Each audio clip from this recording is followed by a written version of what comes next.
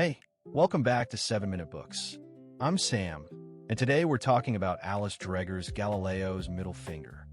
Sophie, I have to ask, have you ever been in a situation where asking the wrong question made you the enemy? Hi there, Sam. That's exactly what this book is about. Alice Dreger was a hero in the fight for intersex and transgender rights, but when she started asking uncomfortable questions about her own community, she got torn apart. It's a memoir about what happens when your tribe turns on you for following the data. Right, and I think that's what makes it so powerful. She's not some conservative attacking progressive causes. She's a lifelong activist who used evidence to challenge the medical establishment on how they treated intersex infants. That work was celebrated. Exactly. She exposed how doctors were secretly correcting the genitals of babies born with atypical sex anatomy, often causing lifelong harm. She did that by digging through archives and interviewing patients. She was a hero. Then she turned her attention to a case in a lesbian community in Michigan. A transgender woman named Deirdre McCloskey was accused of being a sexual predator just because she was born male.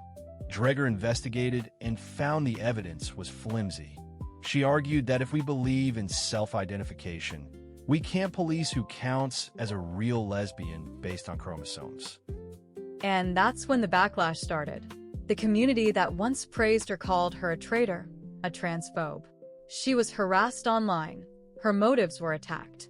The lesson was clear: if your data leads to a politically inconvenient conclusion, you become the enemy.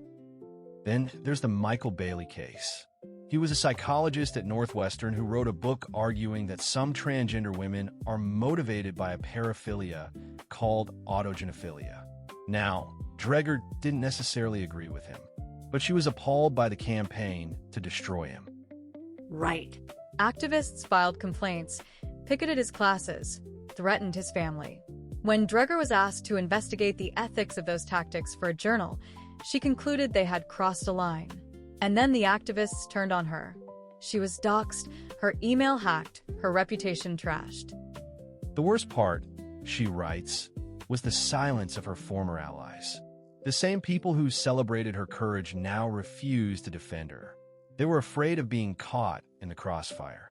Solidarity with the tribe mattered more than solidarity with the truth.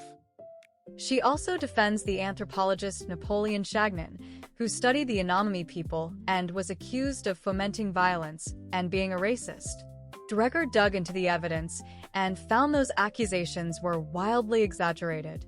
She defended him not because she agreed with everything he said, but because the evidence supported him. So all three cases follow the same pattern. A scholar gets attacked for asking a forbidden question. The attackers aren't interested in debating the evidence. They want to enforce a moral orthodoxy. And the institutions that should protect free inquiry often cave to the mob. She calls them the new Inquisitors, comparing them to the Catholic Church that silenced Galileo.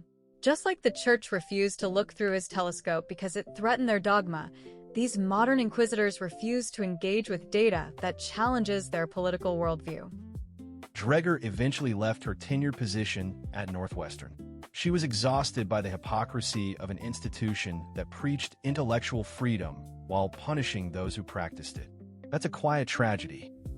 But the book isn't a cry of despair. It's a call to arms. She argues we need to be brave enough to follow the data wherever it leads, even if it puts us in conflict with our own tribe.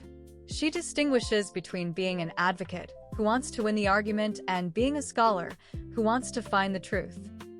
That distinction really stuck with me. The scholar's job is to find the truth, not to comfort the afflicted or affirm our moral certainties. And that requires courage, integrity, and a willingness to stand alone. Honestly, if you want to go deeper, the whole library is over on 7minutebooks.com/app. They have over 6,000 fiction and nonfiction titles you can read or listen to in any language, plus infographics on many of them. It starts at $2.99 a month, $9.99 a year, or $19.99 for lifetime access. So the takeaway for me is this. Are we brave enough to defend the right of people we disagree with to speak? Are we willing to listen to evidence that challenges our deepest beliefs? That's the real test of intellectual integrity. Galileo's middle finger is a reminder that the pursuit of truth is a heroic endeavor, one that demands we sometimes stand alone.